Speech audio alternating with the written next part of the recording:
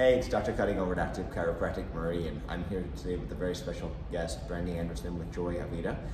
We're going to be interviewing her, learning about her journey, and talking a lot about gut health and how that impacts really every part of our health and our quality of life. So thanks so much for joining us today. Of course, happy to be here. Yeah. So I wanted to just quickly ask a couple of questions. So have you always lived in Treasure Valley? I have not. I am a Southern California transplant, so I grew up in Southern California, total beach babe. All right. And then my husband and I made the move to Treasure Valley. He was a Division I athlete, and whenever he came out here to play basketball, he absolutely loved the area. Yeah. And that's kind of how we got here in a very modified story. So, Cool. yeah. I love it. Yeah. Awesome. Yeah, I'm a transplant as well, Oregon, so I think most people are these days, right? Yeah.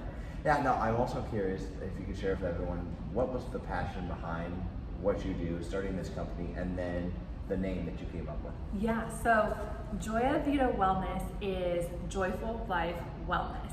And it started out of my root in trouble with gut health as a child. So from the time I was an infant, I had to be on special formula because my stomach just didn't digest things properly, and went through most of my childhood being bullied for my gut, looking like I was pregnant and just not being able to tolerate certain foods. And the doctors knew I was lactose intolerant, and that's kind of where it ended.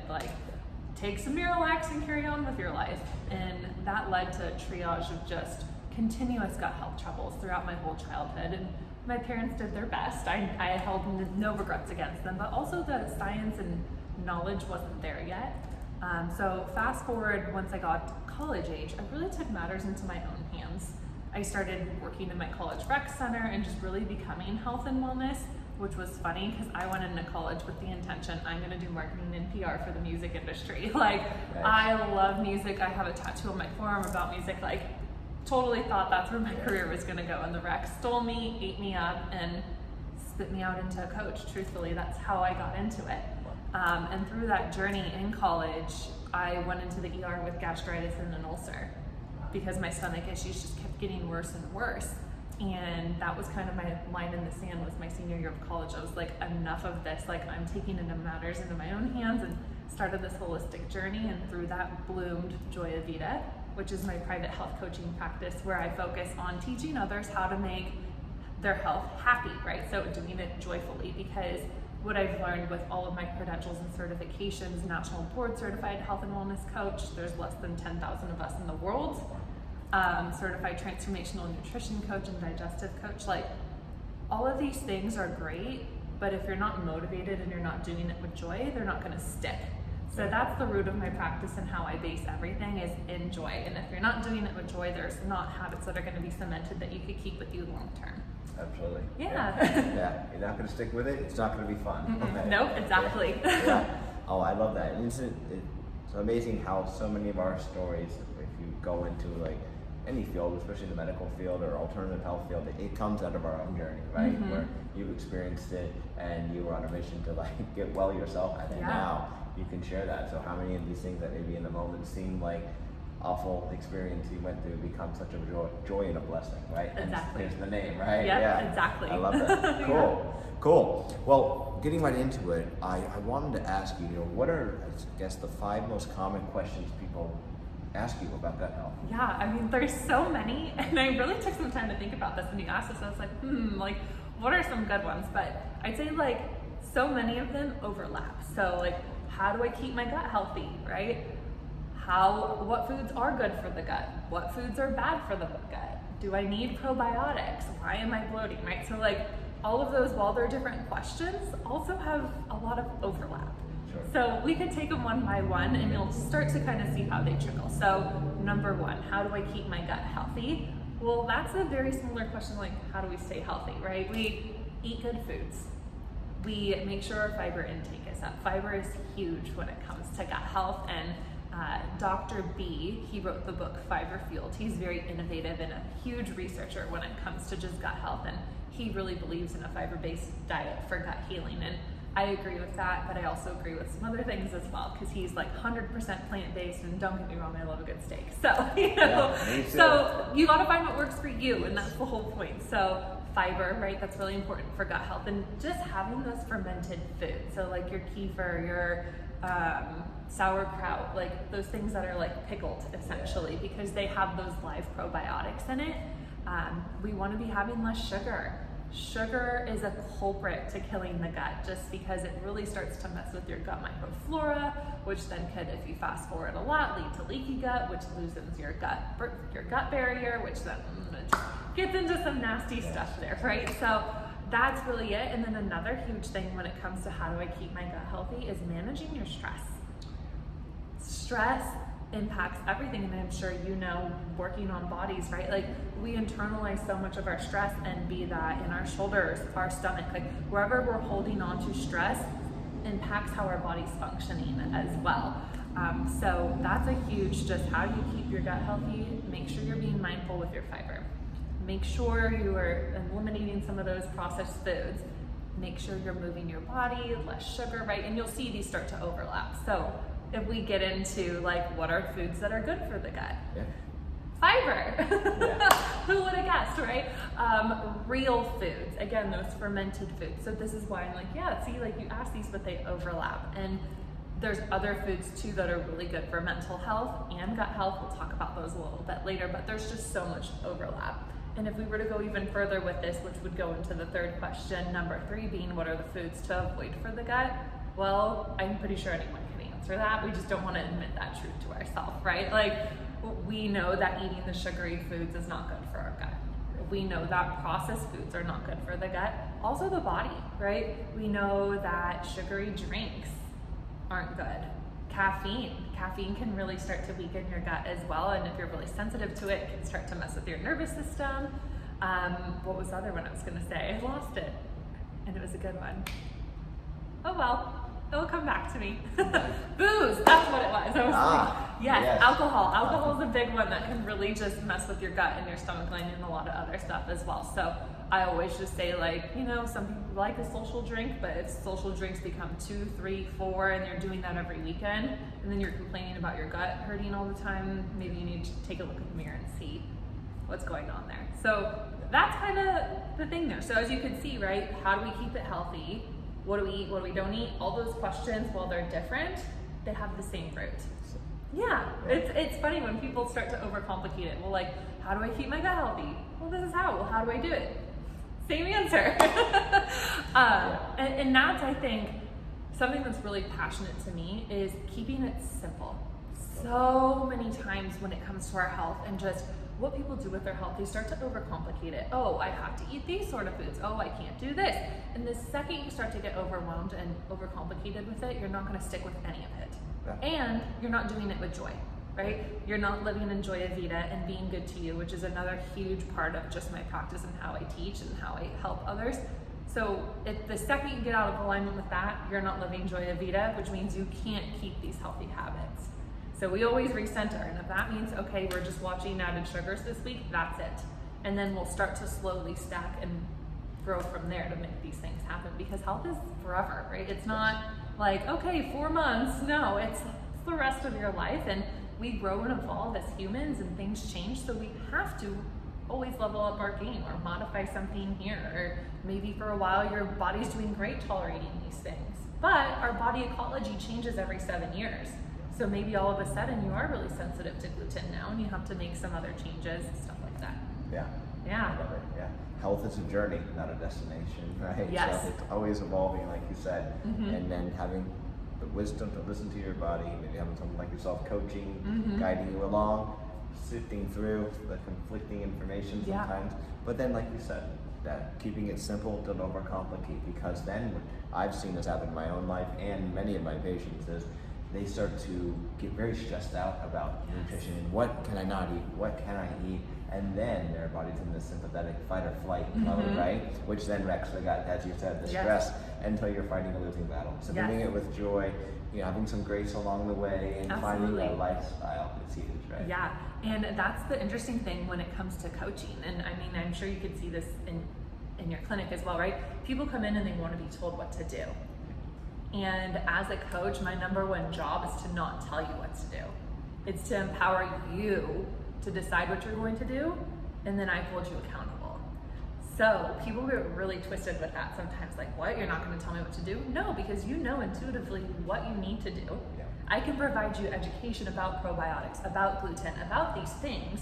And then once I give you that, it's up to you what you're going to do. I'm not going to say, okay, now that you know all this, guess what? You're going gluten-free for 6 months, right? Like, no, that's not coaching, that's telling, right? And coaching is being there to empower and to guide and to support people to take control and have that autonomy over their life. So, yeah. Awesome. I love that. Yeah. So important. Yeah. And you know, for all of you out there, again, you have a ton of power. You can take control, make the decision, but you know, she's going to come alongside you, or I may come alongside patients, right? And we're coaching, guiding. We're here to support you, but you really do have the power. So yeah, don't forget that. Yeah, and not only that, but like your care team should be a team, right? So like Dr. Cutting should be able to co-create and partner with me to then support you, or whoever that group of people is that is helping you stay healthy. They should be working together, not against each other. So if you notice that starting to happen, like that's a red flag as well. And you got to make sure that like the people helping you be good to you are in alignment with what you need as well.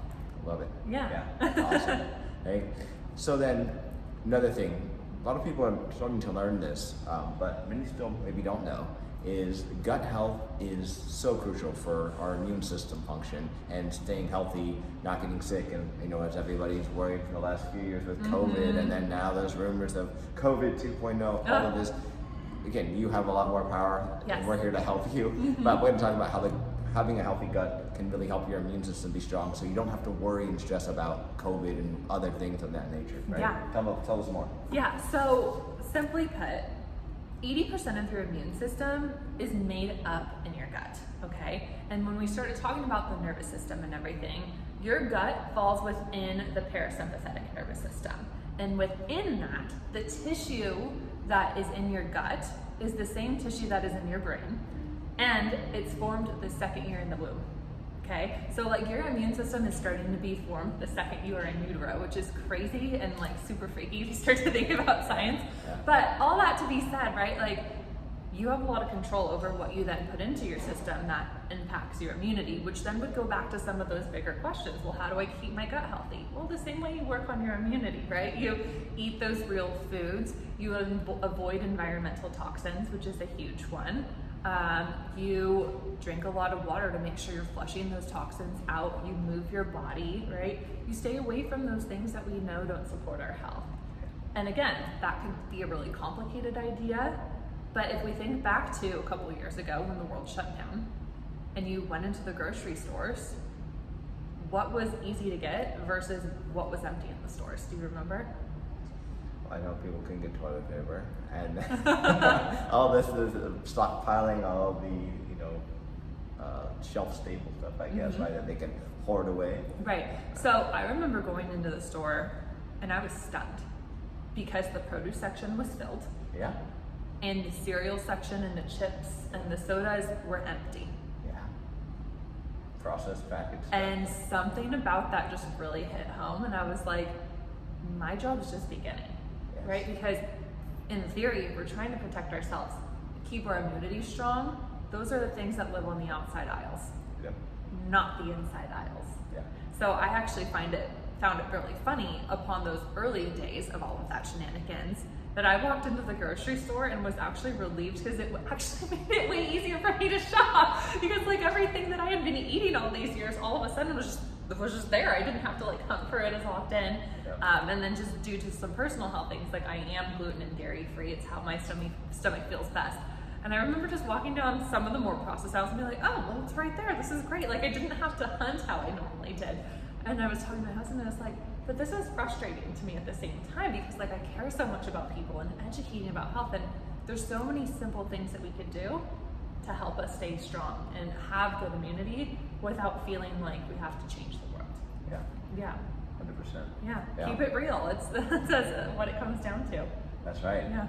Yeah, and on that point, you've touched on this a little bit already, but I want to reiterate again, just so in case people missed it the first time, or they want to take notes around again. Let's quickly touch on some of the very top immune supporting, gut supporting foods. Mm-hmm. Again, I know you said it before, but maybe go through that again. Maybe your top 5, 10, whatever. Yeah. So what's funny is these top 5 to 10 foods are actually the same foods that support your mental health as well. So you work on the gut, you boost your immunity, you support your mental health, maybe your stress levels go down. Like, it's crazy how much starts to change once you really just start to love your gut a little bit more. So with that being said, fatty fish. Fatty fish is a great source of just omega-3, which is good for our brain health, but then it supports our skin, all sorts of great, amazing things. So eat your fish. Make sure it's wild, not farm raised. That's huge, because if you're getting wild fish, it's not going through the processing or some of the things that they're doing to some of those farm raised fish. And you can clearly see this in salmon. Like, there is like the processed orange salmon versus like the rich orange salmon. The rich orange salmon is your wild caught salmon. So be cautious of where you're getting some of those foods as well. Nuts and seeds. Nuts and seeds are a great source of fiber, they're a great source of protein, and they really do a good job of supporting your gut as well, just giving you some of those minerals that you might be missing in your day-to-day life. Berries. Berries are great for just having different flavonoids in them. They also have a bunch of different vitamin sources. They're high in vitamin C and just some other things that really do support your immunity as well. So berries are a great source, and different sorts of berries, right? Blueberries versus strawberries, which are going out of season, makes me sad. Change up your berries, right? Get the frozen ones, add them into a smoothie. There's a lot of different hacks you could do to just get some of those foods in and make it easy, right? I'm not gonna sit here and eat a bowl of berries, but if I throw a handful into a smoothie with some leafy greens, which are another good thing for your gut, right? I'm much more likely to eat that and carry on with my day. So all of those are just sort of things that really do help your gut. And again, this goes back to the real foods that we talked about at the beginning, right? Those fibers, those proteins, those healthy fats, all covered there. And if we're just getting into general nutrition as well, it's very safe to say that Americans do not eat enough protein. We are very protein deprived. And if you do have kidney or liver issues, then that is something you need to be working with your primary care physician about, because your protein levels have to be lower. But in general, if you aren't someone that has those sort of things, we need to be getting at least 100 grams of protein a day. Ideally, matching our protein to our ideal body weight. So if you want to weigh 150 pounds, 200 pounds, you need to be getting that much protein in your day. People don't do that. They struggle to get to 100. So even just starting there can be a huge thing that starts to impact your gut, because you'll be more satiated on real foods, right? You'll be functioning better. Your blood sugar levels will be more balanced. It's crazy once you really start to get into all of this. So really just being mindful of how much protein you're getting, and really aiming for at least 100 grams. If you don't have those kidney or liver issues, talk with your PCP if you do. Drinking half of your body weight in ounces of water. You weigh 200 pounds, you need 100 ounces of water. Why? Because you need to flush the toxins. This is really an overly dramatized subject, but it's as simple as this. You walk outside, you cross the street, an old car drives by and its exhaust is stinky. You can't not inhale the air, right? You've just had a toxin exposure. How do we get rid of toxins from our body? We have to flush them with water, right? So we have to drink water to support our system with constantly cleansing the things that are coming at us that we have zero control over. Yes. And that it's even better if we can add in minerals to our water, because then that supports you even more. And that doesn't mean, oh, I need to go buy some minerals. No, that's squeeze a lime and add some pink Himalayan salt into your water, and you're getting the minerals, and it's actually supporting your body with staying hydrated as well. And then lastly, another very simple one, just to help, support your mental health, your immunity, literally all of it. Have 3 colors on your plate at every meal coming from real foods. Cool. Yeah, and that's a fun way to kind of gamify it and make it fun, right? So do you have 3 colors on your plate?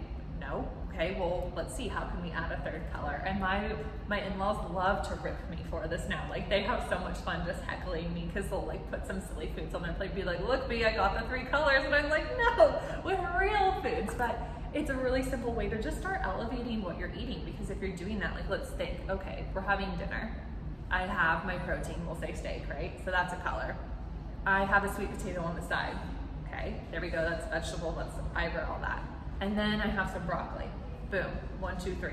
There you go. Right? But so easy, what do? We do maybe just the steak and the potato, and we leave out a 3rd color.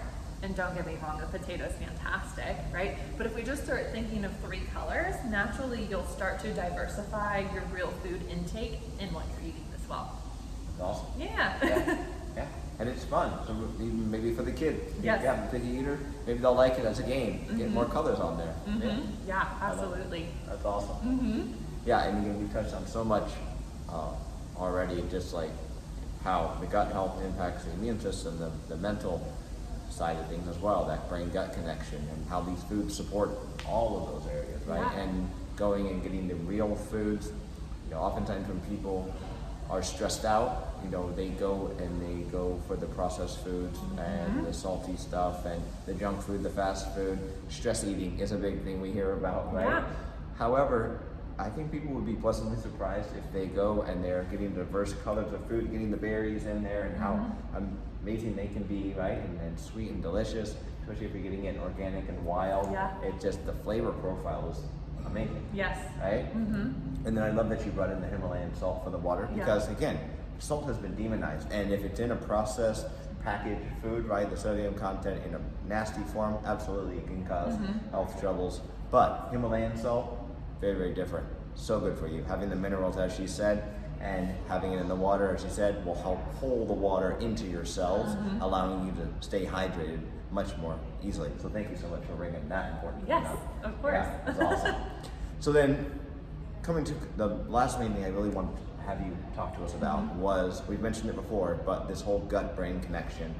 Tell us a lot more about how important this is and how this all works. Yeah, so the gut-brain connection is huge, and it's something I'm very passionate about talking about because mental health is so important. And I really feel like in order to really encompass your health from all areas, mental health has to be number 1.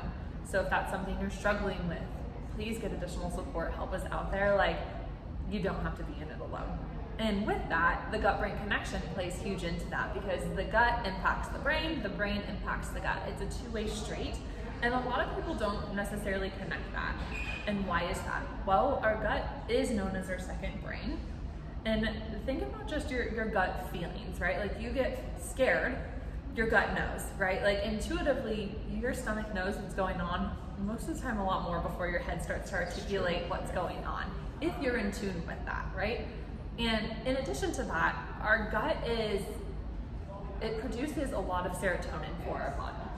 And because of that, that is automatically the gut-brain connection, okay? Yeah. Now, I'm gonna take this one more level and simplify it, because like I said, my secret sauce is simplifying. Have you seen the movie Inside Out, the Disney movie Inside Out? Okay. That movie, while it's talking about emotions, is the gut-brain connection, okay? So I want you to think about the girl, I forget her name, right? But then you have all of the emotions that live in her brain. Yeah. And then they stand at the control center. Yeah. Anger, disgust, fear, sadness, joy, they're all there. Yeah. They hit a button, goes through the nervous system, boom, into the stomach, right? So that whole movie beautifully is like showing you what's going on in our stomachs and what's happening as well. And it just tells you that our emotions can really play into our behavior and just how the different things we do. And our nervous system is our gut. And a lot of people don't like to connect that, but it's 100% part of that whole thing. But because it's such this big entity and has so much science and knowledge and just all these other things behind it, people kind of forget that, oh wait, it is connected to that really big system, and how, right? And same things, right? Our gut is controlled by the brain is controlled by the gut. It's in that nervous system. But simply, we take care of it the same way we take care of our rest of our body, right? We move, we breathe, we eat the real foods. And in doing all of those things, we're now supporting our brain a lot more. We're supporting our mental health a lot more. And another huge part of this, we talked about this at the beginning, is stress, right? So gut-brain connection is a stress connection as well, right? So a stressed brain is a stressed gut. A stressed gut is a stressed brain. Are you taking deep breaths? Are you a shallow breather? If you're a shallow breather, typically that means you're not a mindful eater. And if you're not a mindful eater, you're rushing while you eat, you're not chewing your food all the way, which then, again, stress, right? Our body's not digesting as well. So I can go down a really big rabbit hole, as you can see here. Yes. But simply put, right, when we slow down, and we slow down and support our brain, we're slowing down and supporting our gut, we're slowing down and supporting our nervous system, and in doing all of that work, we're healing ourselves as well. Yeah, absolutely. I love that. Yeah. Yeah, I almost sometimes say that the brain is the second gut. Yes. In another way, because there are actually, I've heard, more serotonin receptors in the gut than there are the brain. Yes.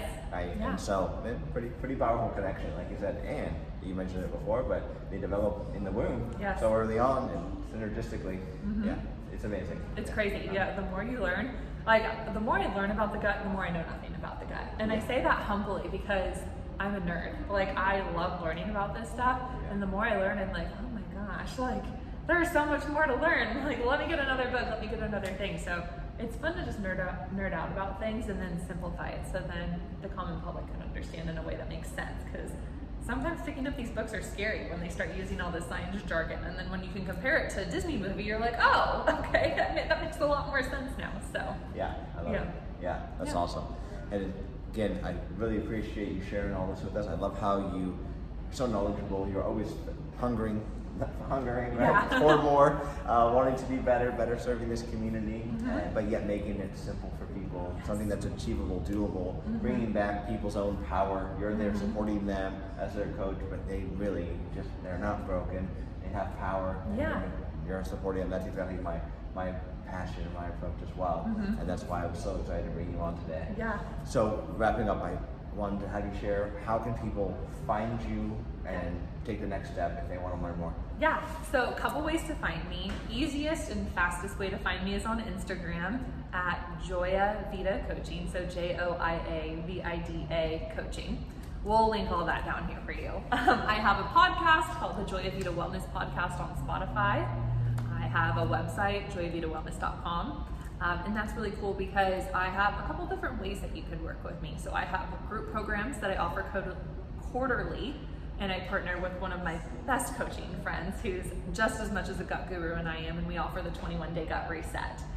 So that's actually starting up in October, and essentially what we do is we take you through everything we just talked about in this little chat here over a 3-week period and help you get back to you and reset these habits, reset your gut. And it's not a cleanse, it's not a diet, it's literally talking through these subjects and saying, okay, this week, let's eliminate refined sugars, let's see how we do, let's talk about it, and we get support. So that's a really cool way to work with me. It's on sale right now for $55, so that's a steal. Normally it's $75, and you get 3 weeks of coaching with 2 coaches and an online group community. You get a meal plan with it, so it really is a super steal. So join. And then the other ways to work with me are in one-on-one programs. So I have a 4-week program that's dedicated more towards healthy habits, and then my 8 and 12-week programs are dedicated 100% to gut healing and support, because it takes more than a month to start getting stuff rolling for the gut. So the 21-day reset is more of just like the first step, right? It's, can I do this? Okay, let's do this. And then we really get the ball rolling further. And in those 8 and 12-week programs, I have nutritional assessments that I run that might say where some of the imbalances are in your body. And through that, I'm not diagnosing you or anything. It's simply saying, hey, you might be a little low in these sort of things. Talk to your doctor about this. Do you know what this is? No. Here, let me tell you about what this is. And then you take more power from there. Love it. So those are the 3 biggest ways to work with me: the group program, and then my one-on-one programs. Or if you're wanting a more simplified version, I do have a goal-setting workbook on my website that you could work through, or a free meal map template. So those are a couple different ways you can work with me. Wow. Yeah. So many options. So awesome. Well, thank you again for your time. Of course. This has been amazing. Yeah. Yeah. And so thank you all for watching, and look forward to doing another interview soon. So keep following along, subscribe to the YouTube channel, look her up, and have an awesome day. Be well. See ya.